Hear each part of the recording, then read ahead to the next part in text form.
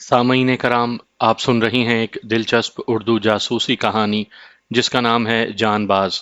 یہ اس سلسلے کی قسط نمبر 31 ہے۔ مجھے امید ہے آپ کو میری یہ کاوش پسند آ رہی ہوگی۔ آپ نے اگر ابھی تک میرا چینل کہانی گھر سبسکرائب نہیں کیا تو ابھی میرے چینل کو سبسکرائب کر کے بیل نوٹیفیکیشن آن کر لیجئے تاکہ آنے والی ہر نئی کہانی کی اطلاع بر وقت آپ تک پہنچ سکے۔ ٹیکسی ڈرائیور ایئرپورٹ سے آنے والے غیر ملکی مسافروں کو اسی سڑک پر ہلاک کر کے ان کا تمام مال و اسباب لوٹ لیتے تھے۔ عمران باسو کو بنگلہ زبان میں ہدایات دیتا رہا تھا اور کیسر ایک لفظ تک نہ بولا تھا۔ اب کیسر کی جگہ تھائی ڈرائیور نے لے لی تھی۔ چنانچہ شہر سے باہر آ کر جب میں نے انگلش میں کرنل باسو کو کہا، باسو، کیا تم نے مجھے پہچانا؟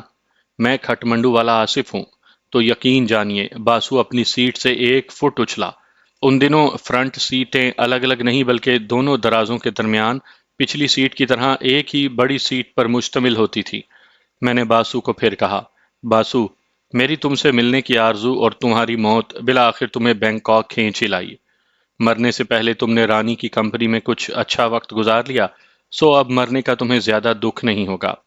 باسو، جس کے حواس اڑے ہوئے تھے، ہکلاتی ہوئی زبان میں بولا، مسٹر آصف، تمہاری اور میری مخالفت محکمانہ اور صرف کھٹمنڈو تک تھی۔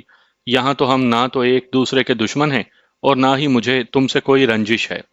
بہرحال میں تم سے اپنے کھٹمنڈو کے رویے کی معافی مانگتا ہوں۔ مجھے فور گاڈ سیک، یعنی اللہ کے واسطے، معاف کر دو۔ تمہاری اور میری دشمنی کی جڑیں بہت گہری اور پھیلی ہوئی ہیں۔ ہم میں بار بار مقابلے ہوتے رہے لیکن تمہاری بدقسمتی سے ہمیشہ تمہیں ہی شکست ہوئی۔ میں محمد بن قاسم تھا اور تم راجہ داہر۔ میں نے تمہیں ہلاک کیا، پھر تم پرتھوی راج تھے اور میں شہاب الدین غوری۔ اس بار بھی تم ہی مارے گئے۔ تم ہیمو بکال تھے اور میں اکبر۔ تب بھی میں نے تمہاری گردن اپنے ننھے ہاتھوں سے اڑا دی تھی۔ تم راجہ جے چند تھے اور میں احمد شاہ ابدالی، اور میں نے 4 بار تمہیں شکست دے کر اور ہر بار اپنے پاؤں دھلوا کر تمہیں یہ احساس دلانے کی کوشش کی کہ باز آ جاؤ اپنی ریشہ دوانیوں سے، لیکن تم نہ سمجھے۔ مسٹر باسو، تمہاری اور میری دشمنی نئی نہیں بلکہ جنم جنم کی ہے۔ اب بھی میں تمہیں مقابلے کا پورا موقع دوں گا۔ ہم تمہاری طرح بغل میں چھری اور منہ سے رام رام کہنے والے نہیں۔ ہم خم ٹھوک کر میدان میں اترتے ہیں اور دشمن کو للکار کر حملہ کرتے ہیں۔ تمہاری طرح سن 65 کی جنگ میں غیر اعلانیہ حملہ نہیں کرتے۔ میں جذبات کی رو میں بہہ کر نہ جانے کیا کچھ کہتا رہا کہ کیسر نے دفعتاً اپنی گاڑی ہماری گاڑی سے آگے لے جا کر روک دی۔ ہماری گاڑی بھی رک گئی تو کیسر نے پیچھے ایک جانب اشارہ کر کے کہا کہ بڑی سنسان اور مناسب جگہ ہے۔ ہم تینوں گاڑیاں سڑک سے اتار کر تقریباً 1 میل بائیں جانب کو چلے گئے۔ یہ ویسی ہی جگہ تھی جہاں اصفہانی کے اسٹیمر نے ہمیں اتارا تھا۔ میں نے ڈرائیور اور عمران کو کہا کہ باسو کی وردی اتار دیں۔ وردی اتار کر اور باسو کو دھکیلتے ہوئے وہ ایک ڈھلوان پر لے گئے۔ دونوں تھائی ڈرائیور بھی ہمارے ساتھ ہی آ گئے تھے۔ میں نے باسو کو مخاطب کرتے ہوئے کہا، باسو، آج پھر تاریخ لکھی جا رہی ہے۔ میرے ساتھیوں میں سے کوئی بھی ہماری لڑائی میں میری مدد نہیں کرے گا۔ تم بھی اگر اپنی ذات کے لیے نہیں تو کم از کم اپنے عہدے کا پاس کرتے ہوئے بھاگنے کی کوشش نہ کرنا، ورنہ میرے ساتھی تمہیں گولی مار دیں گے۔ ہم دونوں نہتے لڑیں گے۔ میں نے قریب ہی پڑے ایک بڑے پتھر کی طرف اشارہ کرتے ہوئے کہا، ہم میں سے جو بھی دوسرے کو زیر کرے گا وہ اس پتھر سے اس کا سر کچل دے گا۔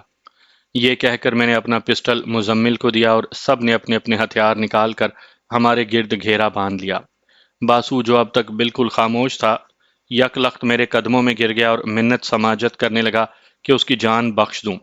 اس حالت میں پڑے ہوئے اس نے اچانک میری ٹانگیں کھینچی اور میں پشت کے بل زمین پر گر گیا۔ اس غیر متوقع گرنے سے مجھے تھوڑی بہت جو چوٹ آئی بھی تو مجھے اس کا قطعاً احساس نہ ہوا۔ ہم دونوں تقریباً بیک وقت کھڑے ہوئے۔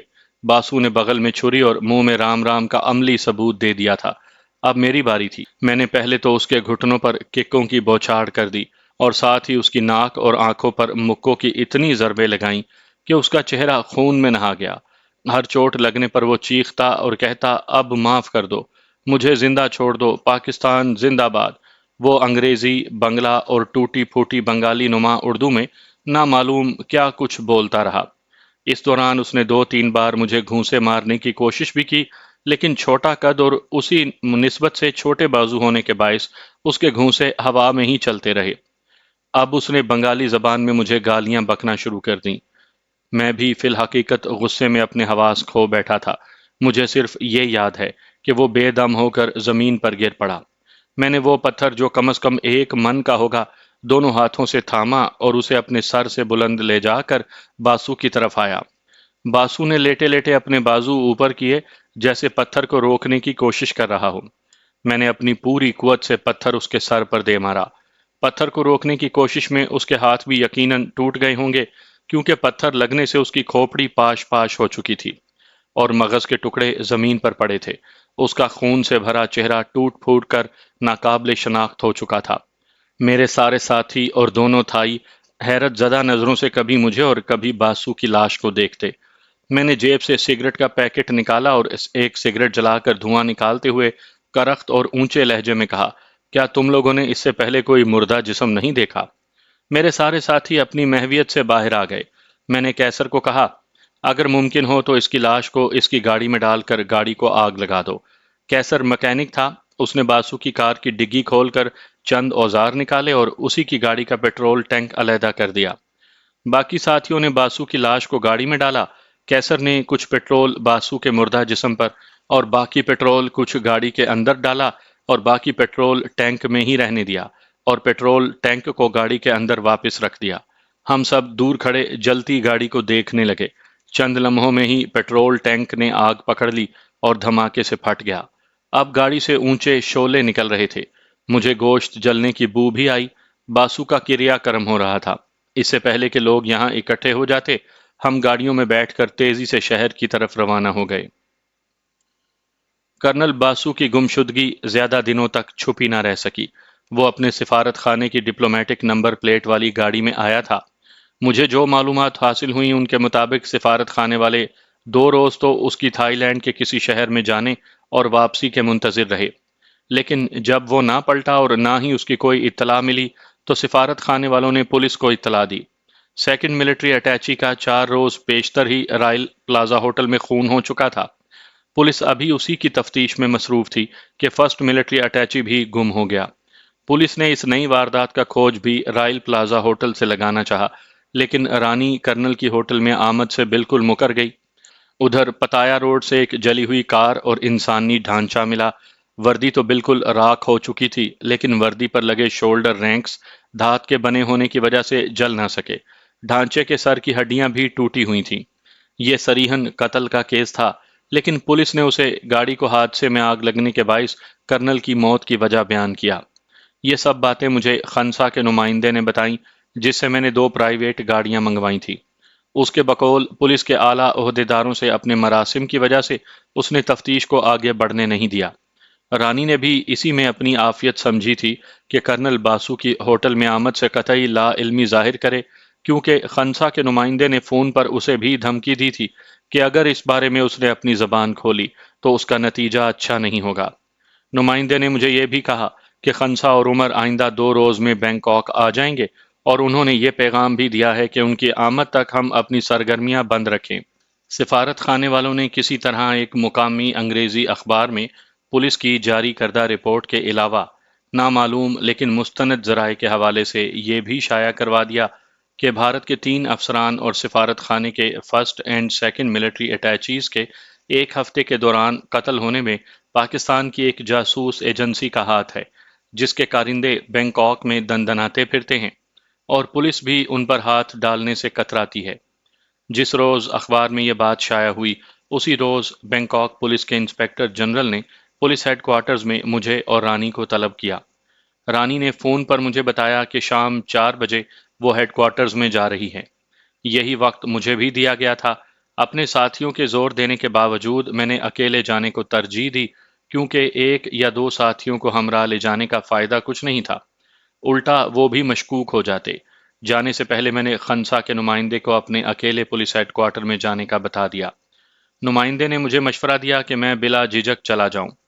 پولیس آئی جی سے اس کی پہلے ہی بات ہو چکی ہے، اور اگر وہ مجھے یہ کہے کہ میں تھائی لینڈ یا بینکاک سے چلا جاؤں تو میں اسے یہ کہوں کہ جب تک وہ مجھے اس کی وجہ اور بینکاک چھوڑنے کا حکم تحریری طور پر نہیں دے گا، میں نہیں جاؤں گا، بلکہ اس ڈپورٹ کرنے کے زبانی حکم کو عدالت میں چیلنج کروں گا۔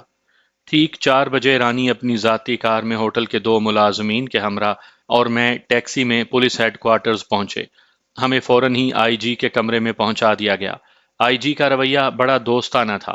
چائے اور بسکٹ سے ہماری تواضع کرتے ہوئے اس نے پہلے رانی کو مخاطب کرتے ہوئے کہا کہ اس کے ہوٹل میں 7 روز کے اندر 4 خون ہو چکے ہیں۔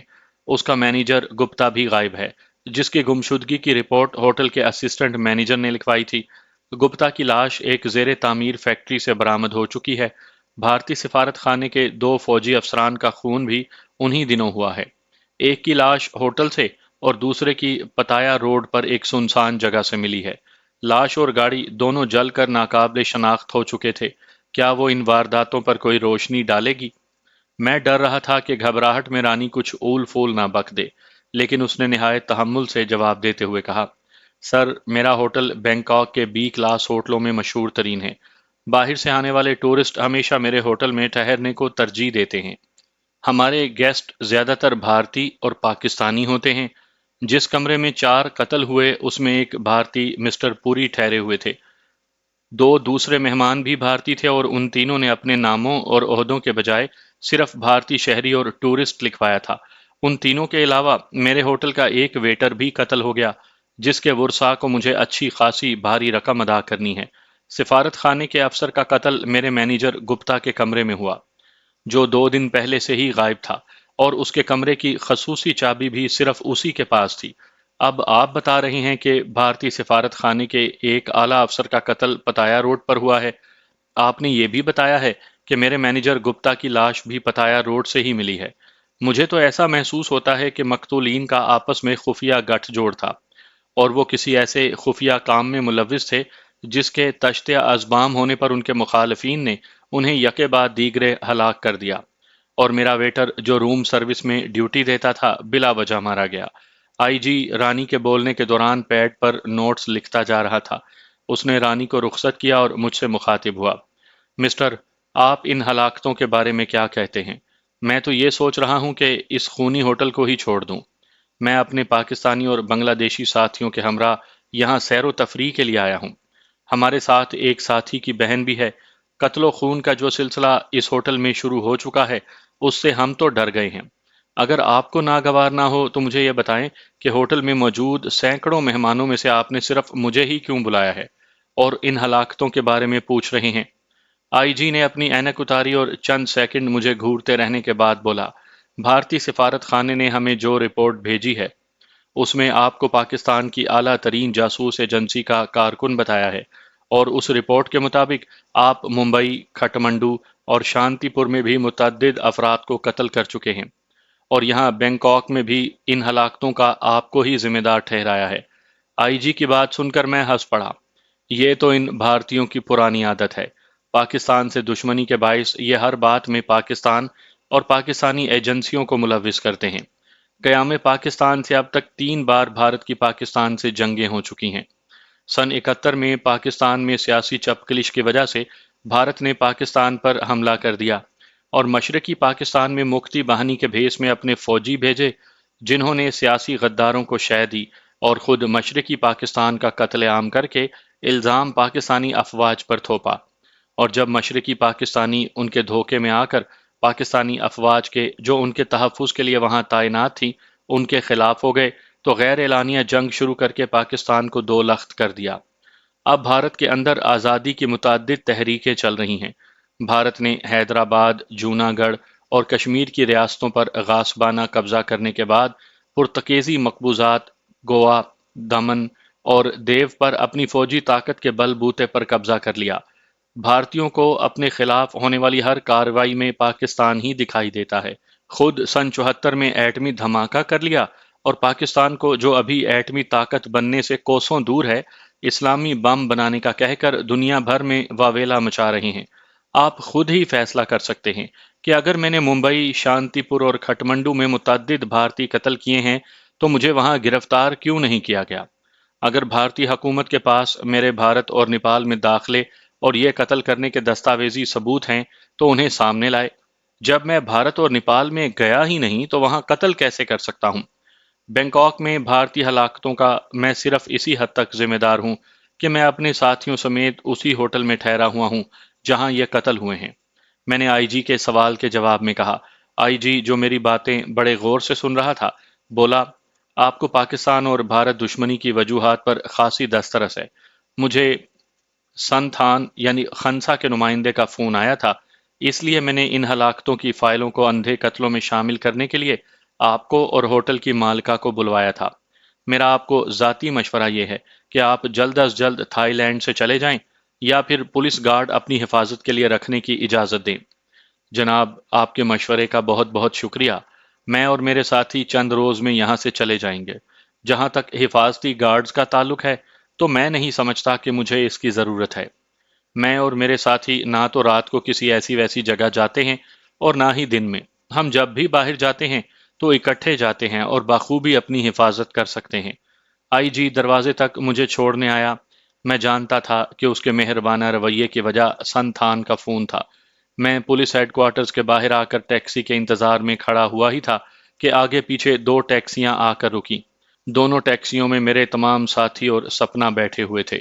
مزمل ٹیکسی سے اترا اور کہنے لگا، آپ کے منع کرنے کے باوجود ہم رہ نہ سکے اور آپ کے پیچھے ہی یہاں چلے آئے۔ ہم اپنے لیڈر کو اکیلا نہیں چھوڑ سکتے تھے۔ میں نے مزمل کا شکریہ ادا کیا اور اسی کے ساتھ بیٹھ گیا۔ ہم ہوٹل پہنچے تو رانی میری منتظر تھی۔ کہنے لگی، میں نے آئی جی کو کچھ غلط تو نہیں کہہ دیا؟ تم نے تو کمال کر دیا اور ساری ہلاکتوں کو بھارتیوں کے سر ہی تھوپ دیا۔ میں نے مسکراتے ہوئے جواب دیا۔ رانی سے میں نے پہلی بار مسکرا کر بات کی تھی۔ اس نے کہا، پھر آج رات کا کھانا آپ میرے ہمراہ کھائیے گا۔ میں نے ساتھیوں کی طرف دیکھتے ہوئے جواب دیا، ضرور۔ ہم سب رات 8:30 بجے ریسٹورانٹ میں تمہاری میزبانی کا لطف اٹھائیں گے۔ رانی شاید یہ چاہتی تھی کہ میں اکیلے اس کے کمرے میں آؤں گا۔ اس نے بے دلی سے میرے ساتھیوں کو بھی کھانے میں شرکت کی دعوت دی۔ رات کو خنسا کے نمائندے سے میری فون پر بات ہوئی اور میں نے اسے آئی جی سے ملاقات کی روداد سنا دی۔ میں رات کے 11 بجے سونے کے لیے بستر پر لیٹا ہی تھا کہ مزمل کا فون آیا۔ اس نے بتایا کہ جے سی او منصف کی اس نے ڈیوٹی لگائی ہوئی ہے کہ رات کو سونے سے پہلے تمام ساتھیوں کی فردن فردن گنتی کرے۔ رات 10 بجے گنتی کے وقت عمران اپنے کمرے میں موجود تھا۔ اب سے کوئی آدھا گھنٹہ پہلے میں نے اسے اپنے کمرے میں تاش کھیلنے کے لیے فون کیا تو وہ کمرے میں موجود نہیں تھا۔ کئی بار فون کرنے اور سپاہی دین محمد کی اس کے کمرے کی باہر ڈیوٹی لگانے کے بعد جب اب تک اس کی کوئی خبر نہیں ملی تو میں نے آپ کو اطلاع دی ہے۔ ہم جس قسم کے حالات سے گزر رہے تھے ان میں ایک ساتھی کا رات 11 بجے کے بعد تک بغیر کسی کو بتائے غائب رہنا بڑی پریشان کن بات تھی۔ میں نے مزمل اور کیسر کو کہا کہ وہ لباس تبدیل کر کے میرے کمرے میں آ جائیں۔ 15 منٹ میں ہی وہ تیار ہو کر اور اپنے اسلحے کے ساتھ میرے کمرے میں آ گئے۔ اتنی دیر میں نے بھی شب خوابی کا لباس تبدیل کر لیا تھا۔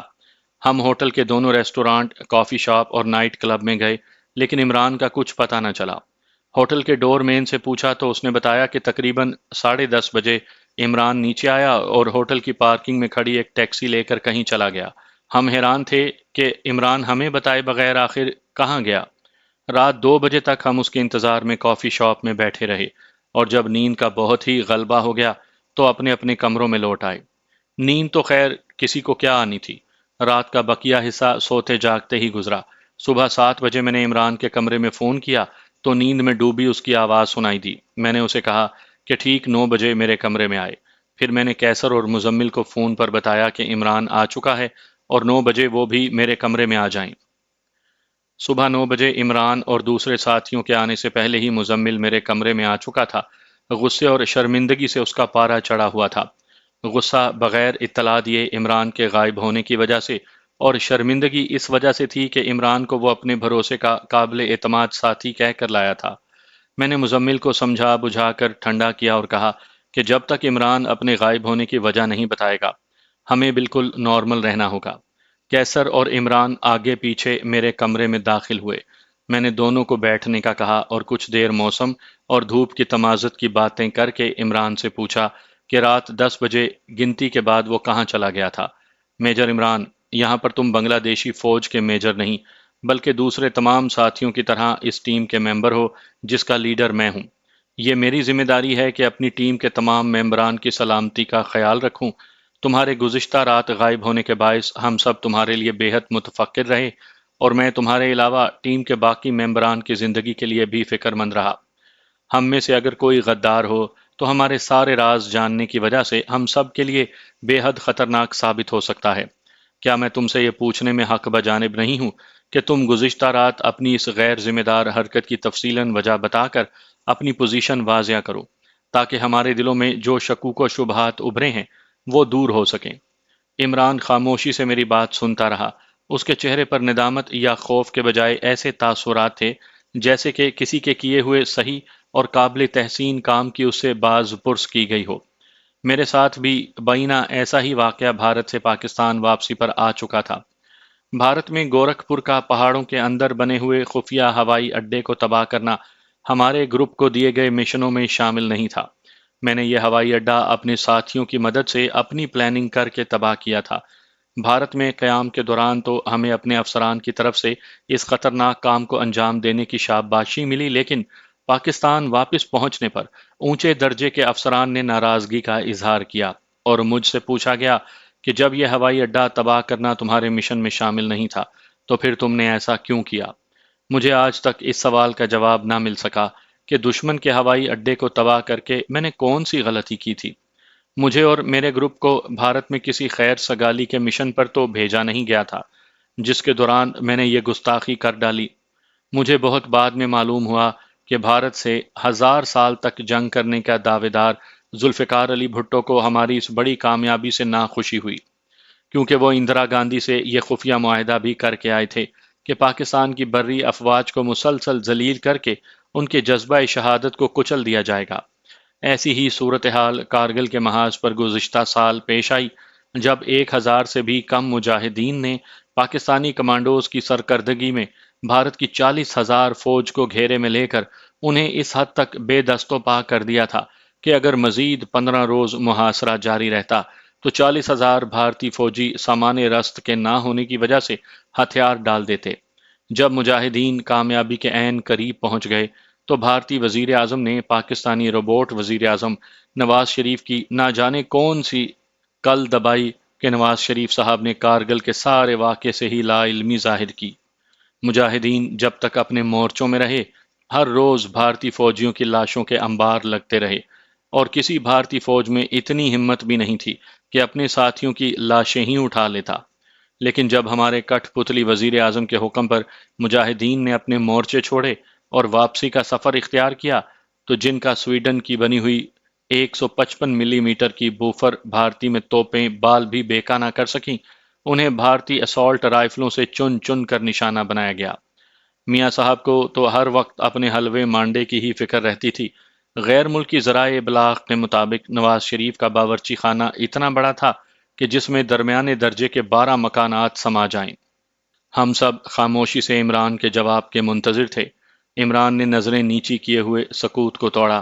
سب سے پہلے تو میں ڈسپلن کو توڑنے کی معافی چاہتا ہوں، اور اس کے لیے جو بھی سزا تجویز کریں اسے خوشی سے بھگتنے کے لیے تیار ہوں، لیکن اپنا فیصلہ سنانے سے پہلے میری بغیر اطلاع کے غیر حاضری کی وجہ سن لیں۔ کل پولیس ہیڈ کوارٹرز کے قریب جب ہم آپ کے انتظار میں کھڑے تھے تو 3 افراد، جن میں سے 2 پاکستانی یا بھارتی اور ایک تھائی تھا، رانی کی گاڑی میں بیٹھے اس کے 2 محافظوں کے پاس آئے اور چند لمحے ان سے باتیں کر کے اپنے پہلی والی جگہ پر چلے گئے۔ یہی تینوں افراد رات کو ریسٹورانٹ میں رانی کے ساتھ ہمارے کھانے کے دوران ریسٹورانٹ کے ایک کونے میں بیٹھے تھے۔ کرنل مزمل، کیسر اور آپ کی ان کی جانب پشت تھی۔ انہوں نے کھانے کے دوران سگریٹ کے پیکٹ میں رکھے خفیہ کیمرے سے ہماری تصویریں اتاریں۔ جب ہم کھانے سے فارغ ہو کر اٹھے تو مزمل، کیسر اور آپ کی بے خبری میں انہوں نے پھر آپ کی تصویریں بنائیں۔ ہمارے اٹھنے کے دوران ان کے لیے کھانا آیا، لہٰذا اپنے کمرے میں واپس آ کر میں گنتی کے فوراً بعد نیچے چلا گیا۔ اس دوران زیادہ سے زیادہ 20 منٹ گزرے تھے۔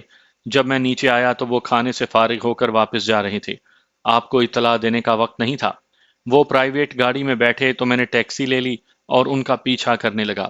ان کی گاڑی بھارتی سفارت خانے میں داخل ہوئی تو میں نے ٹیکسی چھوڑ دی اور دیوار پھلانگ کر سفارت خانے کے کمپاؤنڈ میں چلا گیا۔ جب وہ گاڑی پارکنگ میں لگا کر اتر رہے تھے تو میں ان کے بالکل قریب پہنچ چکا تھا۔ میرے پاس ریوالور اور ایک آہنی مکہ تھا۔ لوہے کا بنا ہوا مکہ ہاتھ کی چاروں انگلیوں میں پہنا جاتا ہے۔ اس کا اندرونی حصہ ہتھیلی کے ساتھ لگا ہوتا ہے اور بیرونی حصے جو انگلیوں میں پہنا جاتا ہے اس کے سروں میں لوہے کے مضبوط ٹکڑے ویلڈ کیے جاتے ہیں۔ مخالف کے چہرے یا کن پٹیوں پر اس کا وار کیا جاتا ہے۔ کن پٹی پر اس کا ایک زوردار پنچ انسان کو ختم کرنے کے لیے کافی ہے۔ میجر عمران نے بتایا کہ میں نے یکے بعد دیگرے ان تینوں کو سنبھلنے یا مدد کے لیے کسی کو پکارنے سے پہلے ہی ان کی کن پٹیوں پر اس مکے کے پنچ مار کر انہیں ختم کر دیا۔ پارک کی ہوئی گاڑیوں کے پیچھے ان کے بے جان جسموں کو گھسیٹ کر میں نے ان کی تلاشی لی اور خفیہ کیمرہ، 3 پسٹل اور 2 شناختی کارڈ، بٹوے اور دیگر کاغذات لے کر دیوار پھاند کر سفارت خانے کے باہر آ گیا۔ اس علاقے میں پولیس کی پیٹرولنگ پارٹیاں گشت کر رہی تھیں۔ ان سے بچتے بچاتے میں تقریباً 4 کلومیٹر تک پیدل ہی آگے بڑھتا گیا۔ کلوپیٹرا ایبراتھل ہاؤس کے قریب سے میں نے ایک ٹیکسی لی اور اپنے ہوٹل سے 1 کلومیٹر کے فاصلے پر اسے چھوڑ دیا اور پیدل چلتا ہوا ہوٹل تک پہنچا تاکہ شناخت نہ کیا جا سکوں۔ یہ کہہ کر عمران نے تکیے کے غلاف میں لپٹے ریوالور، بٹوے، شناختی کارڈ اور دیگر کاغذات ہمارے سامنے ڈھیر کر دیے۔ اگر میں آپ کو بتانے اوپر آتا تو یہ تینوں اس دوران جا چکے ہوتے۔ میرے پاس سوائے اکیلے ان کا پیچھا کرنے کے کوئی چوائس نہیں تھی۔ اب آپ اپنا فیصلہ سنائیں اور جو سزا مناسب سمجھیں مجھے دیں۔ یہ کہہ کر عمران خاموش ہو گیا۔ مزمل، جو عمران کی آمد سے پہلے غصے میں پیچ و تاب کھا رہا تھا، دھیمے مسکراتے ہوئے پسٹل اور کاغذات دیکھنے لگا، اور میں سر پکڑ کر بیٹھ گیا کہ عمران کو سزا سناؤں یا بڑھ کر گلے لگا لوں۔ میں نے اپنی مسکراہٹ کو دباتے ہوئے عمران کو کہا، تمہاری سزا کا فیصلہ محفوظ کر لیا گیا ہے، جو بعد میں تمہیں سنایا جائے گا۔ فی الحال ہم سب اکٹھے ناشتہ کرتے ہیں۔ رائل پلازا ہوٹل کی راتیں چونکہ جاگتی تھیں، اس لیے ہوٹل کے کسٹمر صبح دیر سے اٹھتے تھے، اور سوائے پیشگی آرڈر کے ہوٹل میں ناشتہ وغیرہ صبح 9 بجے سے پہلے سرو نہیں ہوتا تھا۔ ناشتے کے بعد رات بھر کے رت جگے کی وجہ سے اپنی نیند پوری کرنے کے لیے سب اپنے اپنے کمروں میں چلے گئے۔ دونوں بھارتی شناختی کارڈ بھارت کی CBI یعنی سول جاسوسی ایجنسی کے ایک ڈپٹی ڈائریکٹر اور ایک انسپیکٹر کے تھے، جبکہ ان کے تھائی ہمراہی کے متعلق فوری کچھ پتہ نہ چل سکا۔ بھارتی حکومت نے اپنے CBI کے ڈپٹی ڈائریکٹر اور 2 فوجی کمانڈو افسران کی ہلاکت کے بعد پھر CBI والوں کو آزمانے کا فیصلہ کیا تھا۔ یہ دونوں بھی اڑنے بھی نہ پائے تھے کہ گرفتار ہوئے کی عملی تصویر بن کر رہ گئے۔ ان کے تھائی ساتھی کے متعلق خنسا کے نمائندے کے ذریعے معلوم ہوا کہ بینکاک کا مشہور غنڈہ تھا، جسے CBI والوں نے خاصے پیسے دے کر مجھے ہلاک کرنے کا کام سونپا تھا۔ خنسا کے نمائندے نے، جو اسی شام خود ملنے ہوٹل آیا تھا، مجھ سے ان تینوں کی ہلاکت میں ہمارا ہاتھ ہونے کے متعلق پوچھا تو میں نے کہا، officially no and unofficially yes, یعنی سرکاری طور پر نہیں لیکن غیر سرکاری طور پر ہاں۔ نمائندہ ہنستے ہوئے کہنے لگا، تم لوگ باز نہیں آؤ گے۔ میں نے بھی اسی موڈ میں جواب دیا، وہ ہمارا پیچھا چھوڑیں تو ہم بھی خاموش رہیں۔ میں نے اسے سارا واقعہ تفصیلاً سنا ڈالا۔ نمائندہ کہنے لگا، بھارتی سفارت خانے میں تو آج ہنگامہ برپا ہے۔ ہماری اطلاع کے مطابق سب ایک دوسرے کو مورود الزام ٹھہرا رہے ہیں اور کوس رہے ہیں کہ سفارت خانے کی سیکیورٹی اتنی ناقص ہے۔ بیچارہ 3rd ملٹری اٹیچی جو کیپٹن ہے، ہر ایک کے طنز اور نااہلی کے تانوں کا شکار بنا ہوا ہے۔ خنسا اور عمر کل یقیناً بینکاک پہنچ جائیں گے۔ اس وقت تک کے لیے میرا یہ مشورہ ہے اور استدعا ہے کہ آپ لوگ ہوٹل سے باہر نہ نکلیں۔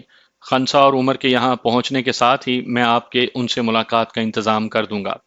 آپ کی اور آپ کے ساتھیوں کی حفاظت کی ذمہ داری خنسا نے مجھے سونپی ہے۔ میرے تعلقات اور اثر و رسوخ کی بھی ایک حد ہے۔ میں ڈرتا ہوں کہ کہیں ایسا نہ ہو جائے کہ آپ کا تحفظ میری پہنچ سے باہر ہو جائے۔ خنسا کے نمائندے کے جانے کے بعد میں نے تمام ساتھیوں کو سپنا کے کمرے میں بلایا اور کہا کہ 2-3 روز میں خنسا اور عمر سے ملاقات ہونے اور سفری کاغذات کی تیاری کے بعد ہم سعودی عرب کے لیے روانہ ہو جائیں گے۔ ہمیں اپنی ساری طاقت یعنی انرجی بینکاک میں ہی ختم نہیں کر دینی چاہیے، لہٰذا بلا وجہ اور میری اجازت کے بغیر کوئی بھی ہوٹل سے باہر نہیں جائے گا، اور ہوٹل کے ریسٹورانٹس اور لابی میں بھی کم سے کم 2-2 کی ٹولیوں میں جائیں گے۔ ساتھیوں کو ہدایات دے کر میں اپنے کمرے میں آ گیا۔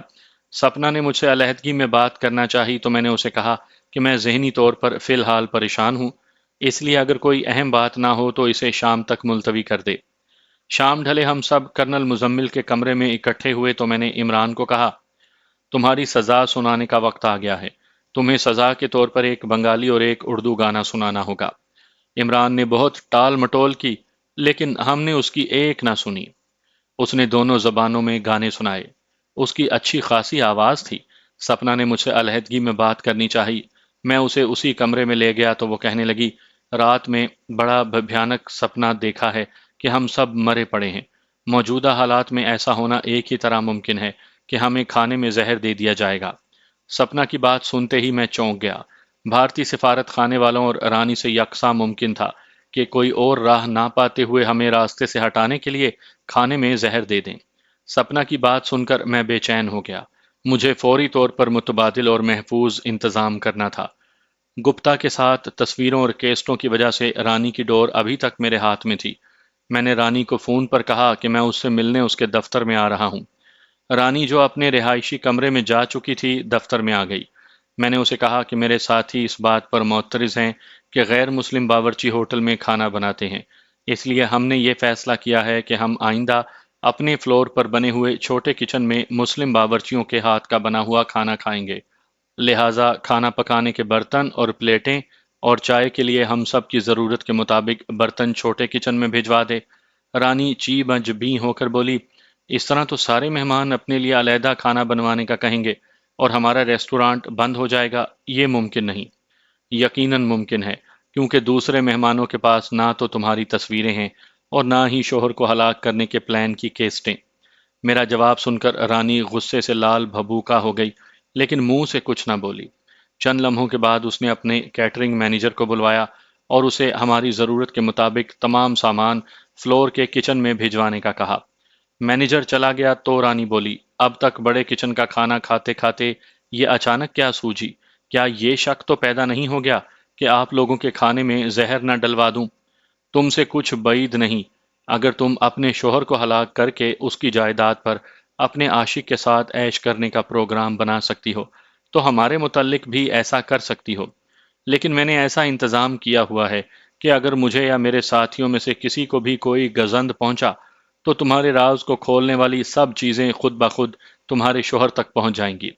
ذرا یہ تو بتاؤ، آئی جی کے پاس جاتے وقت تمہارے دونوں محافظوں کی بھارتی سفارت خانے میں آئے ہوئے سی بی آئی کے افسروں سے تعلقات کی کیا نوعیت ہے؟ رانی کا رنگ فک ہو گیا اور اس نے قسمیں اٹھانی شروع کر دیں کہ ایسی کوئی بات نہیں۔ مجھے یقین دلانے کے لیے رانی نے دونوں محافظوں کو بلایا۔ ادھر میں نے اسی کے دفتر سے انٹرنل فون پر مزمل، عمران اور کیسر کو رانی کے دفتر میں آنے کو کہا۔ دونوں تھائی محافظ بھی دفتر میں آ گئے۔ وہ صرف تھائی زبان جانتے تھے۔ مزمل، عمران اور کیسر دفتر میں آئے تو عمران نے کہا، ان کو ہمارے ساتھ میرے کمرے میں بھیج دیجئے، ساری بات صاف ہو جائے گی۔ رانی نے تھائی زبان میں محافظوں کو کچھ کہا اور وہ ہمارے ساتھ عمران کے کمرے میں چلے آئے۔ میں نے تھائی نمبر 2 یعنی عبداللہ کو عمران کے کمرے میں بلوایا اور اسے کہا کہ ان محافظوں کو کہے کہ بھارتی سفارت خانے والوں اور تھائی غنڈے کے ساتھ ان کی آئی جی کے دفتر کے باہر کیا بات ہوئی تھی۔ اگر انہوں نے سچ بتا دیا تو انہیں کچھ نہیں کہا جائے گا، ورنہ خنسا کے آدمی ان کا جو حشر کریں گے اس کے ذمہ دار یہ خود ہوں گے۔ انہیں یہ بھی بتا دے کہ وہ تینوں اب اس دنیا میں نہیں رہے۔ تھائی نمبر 2 نے ان سے بات شروع کی۔ عمران نے جیسیو اور دونوں سپاہیوں کو بھی بلوا لیا۔ نمبر 2 کے ساتھ بات کرتے وقت ان کی آواز ذرا اونچی ہوئی تو مزمل کے اشارے پر دونوں سپاہیوں نے ان کو گردنوں سے پکڑ لیا اور جیسیو نے انہیں تھپڑ مارنے شروع کیے اور تھائی نمبر 2 کو کہا کہ انہیں کہے کہ ہمارے افسروں کے سامنے انہیں آواز اونچی کرنے کی جرت کیسے ہوئی۔ قصہ کوتاہ 15 منٹ میں ہی ان دونوں محافظوں کا دم خم ختم ہو گیا اور انہوں نے روتے ہوئے تھائی نمبر 2 کو بتایا کہ تھائی غنڈے نے دونوں بھارتیوں سے انہیں 2000 بھات لے کر دیے تھے اور ان کی یہ ڈیوٹی لگائی تھی کہ ہماری نقل و حرکت کی نگرانی کریں، اور ہم میں سے کوئی، اور خصوصاً میں، جب ہوٹل سے باہر جاؤں تو وہ سری وانگ روڈ کے بائیں کونے پر ریڈی میڈ کپڑوں کی دکان پر فون کر کے بتا دیں۔ وہ دکان ایک بھارتی کی ہے اور یہ دونوں سی بی آئی والے اور تھائی غنڈے وہاں موجود رہیں گے۔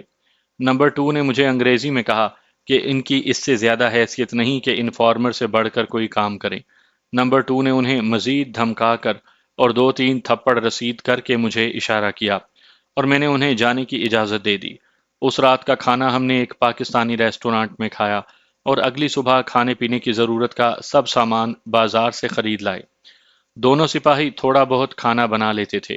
میں نے خنسا کے نمائندے کو فون کر کے اپنا خدشہ بیان کرتے ہوئے 2 مسلم باورچیوں کے لیے کہا تو اس نے 2 گھنٹے میں ہی 2 خانسامہ بھجوا دیے، جنہوں نے بتایا کہ ایک پاکستانی ریسٹورانٹ کے مالکان سے چند روز کے لیے انہیں مستعار لیا گیا ہے۔ خنسا کے نمائندے نے یہ بھی بتایا کہ آج رات کو خنسا اور عمر خان بینکاک پہنچ جائیں گے۔ دوسرے دن خنسا نے شام کو مجھے ملنے کے لیے بلایا۔ عمر خان بھی وہیں موجود تھا۔ مجھے تو یہ خدشہ تھا کہ بینکاک میں ہماری سرگرمیوں سے خنسا مجھ سے خفا ہوگا، لیکن ہوا اس کے برعکس۔ اسے ہماری ہر کارروائی کا تفصیلاً علم ہو چکا تھا۔ مجھے دیکھتے ساتھ ہی وہ کہے مار کر ہنسنے لگا۔ عمر خان نے بھی اس کا خوشگوار موڈ دیکھ کر اس کا ساتھ دیا۔ خنسا نے عمر کو ٹہوکا دیتے ہوئے کہا، تم نے واقعی ایک دلیر انسان کو مجھ سے متعارف کروایا ہے، اور مجھے بھی اس بات کی خوشی ہے کہ میں کسی بزدل کی مدد نہیں کر رہا۔ بینکاک میں تم نے بھارتی سفارتکاروں کو چار دیواری کے اندر محصور کر دیا ہے۔ میں نے بھی ہمیشہ یہی کوشش کی ہے کہ یا تو کسی کام میں ہاتھ ڈالو نہیں، لیکن جب ایک بار کوئی کام کرنے کا عزم کر لو تو اسے پورا کرو، اور تب تک اس کی تعمیل میں لگے رہو جب تک کہ خود تمہاری تسلی نہ ہو جائے۔ میں نے 3 ممالک کی سرحدوں کے اندر اپنا آزاد علاقہ بنایا ہوا ہے، اور کسی بھی حکومت کی یہ جرت نہیں کہ مجھ پر ہاتھ ڈال سکے۔ تینوں ملکوں کی پولیس اور فوج کہنے کو تو ہمیں گھیرے میں لیے ہوئے ہیں، لیکن کسی میں بھی اتنی جرت نہیں کہ میرے علاقے میں پاؤں بھی رکھ سکے۔ عمر خان نے مجھے بتایا تھا کہ پاکستان سے ملحقہ ایک ایسا علاقہ بھی ہے جس میں برٹش گورنمنٹ کو قدم رکھنے کی کبھی بھی جرت نہیں ہوئی، حالانکہ اس وقت آدھی دنیا پر برطانیہ کا جھنڈا لہراتا تھا۔ خیر، بینکاک میں تو تم نے اپنے دل کے ارمان پورے کر لیے، اب کیا ارادہ ہے؟ سعودی عرب جانا چاہتے ہو تو وہاں کے لیے پاسپورٹ اور ویزے میری ذمہ داری، اور اگر میرے ساتھ کام کرنا چاہتے ہو تو تمہارے تمام ساتھیوں کو بہت معقول کام دینے کا وعدہ کرتا ہوں۔ میں نے خنسا کا شکریہ ادا کیا اور کہا کہ اس کے نمائندے نے ہماری توقع سے بڑھ کر ہماری مدد کی ہے۔ میں نے اسے کہا کہ عمر خان اور تمہارے لیے کام کرنے والا ایک تھائی کریم نامی ٹیکسی ڈرائیور میرے کام کا آدمی ہے، اور وہ اپنی خوشی سے ہمارا ساتھ دینے کو تیار ہے، لہٰذا اسے ہمارے ساتھ جانے کی اجازت دی جائے، اور اس کے لیے اور اسرائیلی لڑکی کا ماہا کے اسلامی نام سے پاکستانی پاسپورٹ اور سعودی عرب کے ویزے لگوا دیے جائیں۔ اس کے علاوہ میرے تمام ساتھیوں کے بھی سعودی عرب کے ویزے لگوا دیے جائیں۔ خنسا نے کہا کہ کل صبح میرا نمائندہ تمہارے پاس آئے گا۔ جن جن کے لیے پاسپورٹ اور ویزوں کی ضرورت ہے ان کے نام اور دیگر کوائف اسے لکھ کر دے دینا۔ 24 گھنٹوں کے اندر تم سب کو سب کچھ تیار مل جائے گا۔ تھائی ڈرائیور کریم کو بھی میرے ہمراہ جانے کی اجازت دے دی گئی۔ عمر خود مجھے ہوٹل چھوڑنے آیا۔ اس نے کہا، میں تو ڈر ہی گیا تھا کہ خنسا نے کہیں تمہاری بینکاک میں قتل و غارت گری کا برا نہ منایا ہو، لیکن اس نے تو تمہیں داد دی ہے۔ خنسا کا موڈ کبھی کبھار ہی خوشگوار ہوتا ہے۔ اس سے اگر کچھ لینا چاہتے ہو تو اب اچھا موقع ہے۔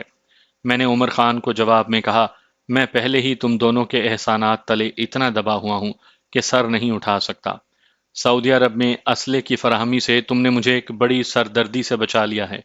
میں نے جو بھی ضرورت تھی تم دونوں کو بیان کر دی ہے، اب صرف تائید ایزدی چاہیے، اور مجھے یقین ہے کہ اللہ پاک ہماری ضرور مدد فرمائے گا، کیونکہ ہم کسی غلط مقصد کے لیے جان ہتھیلیوں پر لیے نہیں جا رہے۔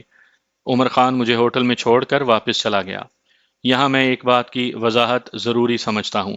سعودی عرب، ایران، شام اور ابو ظہبی میں ہمارے جانے کا واحد مقصد ان اسرائیلی، برطانوی، امریکی اور بھارتی خفیہ ہاتھوں کو قطع کرنا تھا جو ان ممالک میں بیٹھ کر پاکستان کے خلاف کام کر رہے تھے۔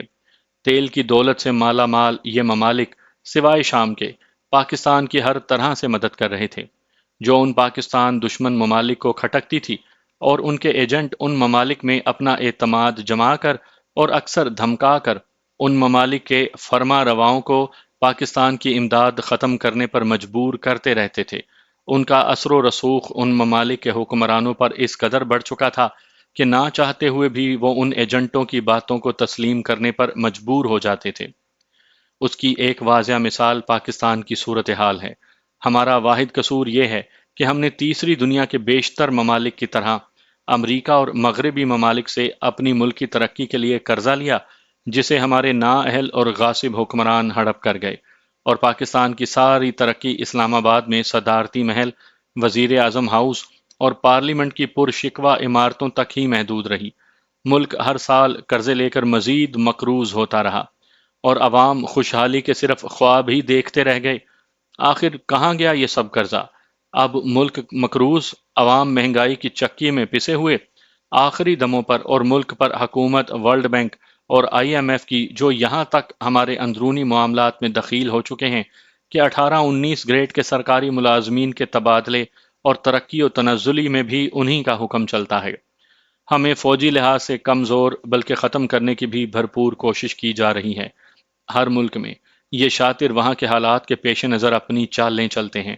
سعودی عرب، ایران اور ابو ظہبی کے حکمرانوں کو انہی شاطروں نے اسرائیل اور عراق کی فوجی طاقت سے ڈرا کر اپنا فرسودہ سکریپ اسلحہ بیچنا شروع کیا۔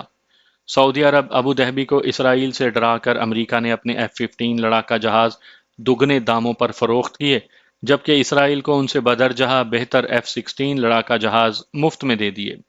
ایران کو شاہ کے زمانے میں F-5 فینٹم جہاز بیچے، جنہیں کسی بھی معقول ملک کی ہوائی فوج قبول کرنے پر تیار نہیں تھی۔ پاکستان کو F-16 جہاز دیے، اور جب دیکھا کہ پاکستانی ہوا باز ان جہازوں سے بہترین نتائج حاصل کر سکتے ہیں، تو ایڈوانس میں موصول کردہ رقم اور پاکستان کے آرڈر کردہ مزید F-16 جہازوں کی ترسیل روک دی گئی، بجائے عالمی عدالت انصاف میں جانے کے، جہاں سے 100% پاکستان کے حق میں فیصلہ ہوتا ہے۔ نواز شریف صاحب کی جیب گرم کی گئی اور انہی جہازوں کی دیکھ بھال کی مد میں ایڈوانس رقم سے منہا کر کے 1/4 رقم لوٹا دی گئی، اور بقیہ رقم امریکی گندم اور امریکی جہازوں پر بھیجنے کی مد میں رکھ لی گئی۔ امریکہ میں کاشتکاروں کی حوصلہ افزائی کے لیے امریکی حکومت فالتو گندم مہنگے داموں خرید کر سمندر میں غرق کر دیتی ہے۔ اب وہی گندم F-16 لڑاکا جہازوں کے بدلے پاکستان کو اتنے مہنگے داموں لینی پڑی، جس کی تقریباً نصف لاگت میں آسٹریلیا سے ہمیں گندم مل سکتی تھی۔